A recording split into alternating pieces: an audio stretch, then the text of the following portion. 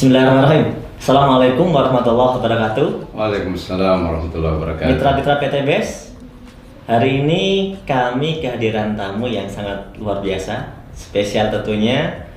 Di depan saya ada salah satu dari tim konsultan Eco Farming. Beliau adalah Bapak Jamaluddin Al-Afghani. Selamat datang Pak Jamal. Terima kasih. Di kantor PT BES. Beliau selaku Widya Swara bidang pertanian organik di Kementerian Pertanian. Kemudian beliau juga asesor pertanian organik Lembaga Sertifikasi Profesi Pertanian Kementerian Pertanian. Ya. Hari ini kami mau bincang-bincang nih dengan Pak Jamal ya. Tentunya terkait dengan produk yang dipasarkan oleh PT BES, yaitu adalah produk Eco Farming. Nah, produk Eco Farming ini sangat luar biasa penjualannya, sangat ramai sekali, sangat laku sekali. Namun tentunya banyak sekali mitra-mitra atau mungkin masyarakat yang sebenarnya belum paham betul seperti apa sih sebenarnya kinerja Eco Farming ini. Nah, yang pertama saya mau tanya, seperti apa sih Pak pupuk Eco Farming ini sebenarnya secara garis besar ya?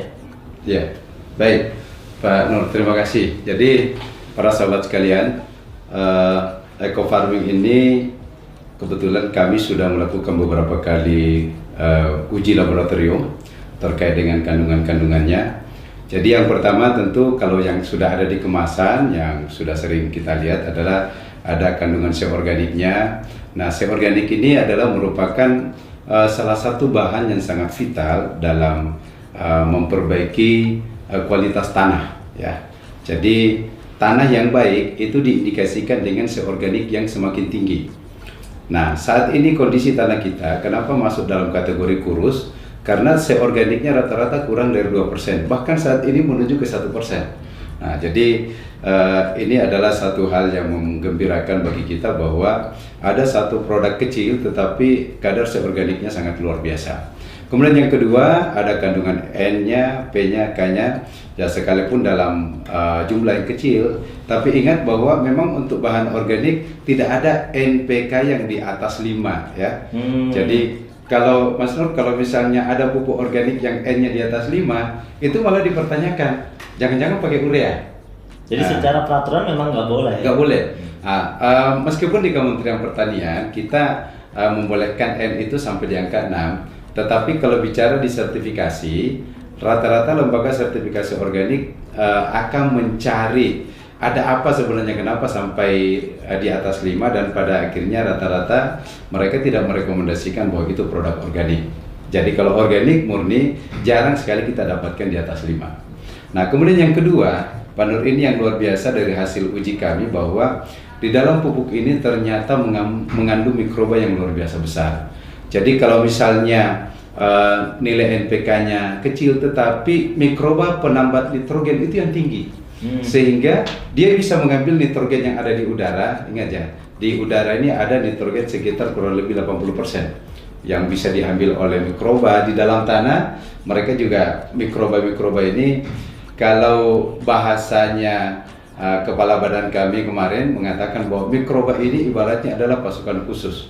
Pasukan khusus yang bekerja di dalam tanah, merombak bahan organik, menyiapkan nutrisi-nutrisi sehingga unsur hara tanah ini tercukupi untuk dimanfaatkan tanaman. Iya, karena banyak sekali pertanyaan kan, kenapa Eco Farming ini bisa bikin pertaniannya subur sedangkan kan kandungannya kecil gitu kan? Nah, termasuk juga mungkin gini Mas Nur, bahwa masa sih benda sekecil ini bisa digunakan untuk 1 hektar gitu ya.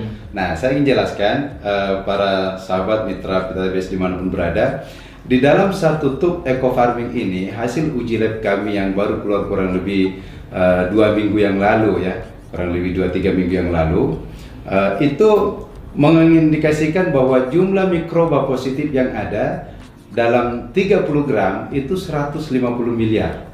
Nah, padahal dalam kondisi belum diapa-apain ya? Belum diapa-apain.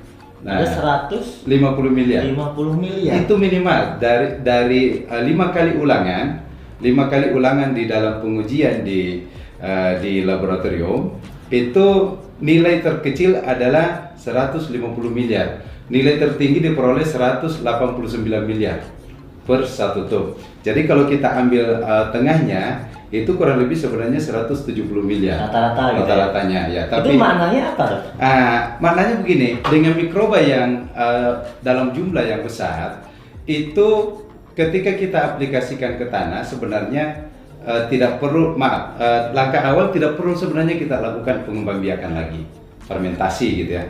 Itu yang pertama. Yang kedua, ketika kita aplikasikan ke tanah di dalam satu kali aplikasi, misalnya kemarin saya membuat sebuah catatan kecil bagaimana kita breakdown di dalam dalam 1000 ml itu ada 150 miliar misalnya. Nah, artinya setiap 100 ml itu ada kurang lebih 15 miliar.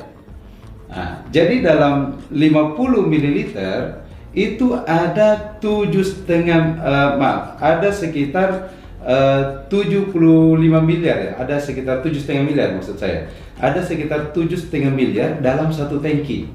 Dalam satu tangki yang dicampur dengan, yang dicampur dengan 15 liter air. Nah, ini artinya apa? Mikroba yang begitu banyak ketika kita aplikasikan, ini pertama ketika dia turun ke tanah, mereka akan berkolaborasi untuk memperbaiki kualitas tanah. Dan mereka ini karena jenisnya banyak, penambah nitrogen, ada pembuka stomata. Nah ini yang unik lagi, pembuka stomata, Mas Nur. Apa fungsinya pembuka stomata? Stomata itu kan ada waktu-waktu terbuka secara alami. Ya, sampai jam 10-an. Ya. Nah, tetapi dengan menggunakan eco farming ini, ada mikroba yang kerjanya memang membuka stomata di luar jamnya. Jadi bisa bertambah lama gitu terbukanya. Ya. Nah, sehingga kenapa kemudian teman-teman misalnya di sawit ya. Tadi kita dengarkan ada tamu dari Bengkulu mengatakan ada petani yang mengaplikasikan baru sekali, tadinya daunnya itu nggak bisa terbuka untuk keluar sawitnya, baru sekali aplikasi ternyata udah pada keluar setelah 28 hari. Nah, akhirnya mereka mengatakan, wah ini baru kali ini saya pakai pupuk yang bisa membuka daun secepat itu. Nah, kenapa itu bisa terjadi? Karena kerja mikroba. Nah, sebenarnya di dalam eco farming ini ada mikroba apa aja, Pak, yang sudah diteliti? Kita kemarin itu baru kurang lebih sekitar 8. Jadi ada mikroba aerob. Mikroba aerob ini sangat bagus untuk memperbaiki kualitas tanah, kualitas air ya. Sehingga kalau misalnya ada lahan-lahan yang kondisi airnya kurang bagus, nah itu bisa diperbaiki dengan mikroba aerob. Kemudian ada pelarut fosfat. Nah, di dalam tanah kita, Mas Nur, hasil residu-residu dari pemupukan yang menggunakan anorganik itu banyak sekali fosfat-fosfat yang tersedia, tidak larut. Nah, dengan menambahkan eco farming itu akan melarutkan fosfat-fosfat tersedia sehingga tanpa dipupuk P pun tanaman sudah tercukupi. Nah, itulah kenapa kemudian dengan pengurangan sampai 75%, kenapa kemudian ternyata masih tetap bisa mencukupi unsur hara tanaman karena kerja mikroba yang memanfaatkan bahan-bahan yang tersedia di dalam tanah. Kemudian ada mikroba yang fungsinya juga adalah untuk melarutkan residu. Jadi residu-residu dari hasil sisa-sisa racun, pestisida segala macam itu bisa dilarutkan sehingga tanah menjadi lebih sehat. Ada selain penambah nitrogen, pelarut fosfat, nah kita mikoriza. Nah ini dia. Ini mikoriza yang sangat luar biasa. Kenapa luar biasa? Mikoriza ini mampu mengambil makanan untuk disuplai ke akar tanaman dalam jarak yang sangat jauh. Jadi dia bekerja membantu menyuplai makanan. Ya, menyuplai. Dan yang kedua, mikoriza ini dia juga sekaligus membuat cadangan makanan. Nah, jadi kalau misalnya ada tanaman-tanaman yang kekeringan gitu ya, tidak tersuplai unsur hara dalam waktu air dan cukup misalnya, itu karena adanya cadangan makanan dari mikoriza sehingga dia masih tetap tahan.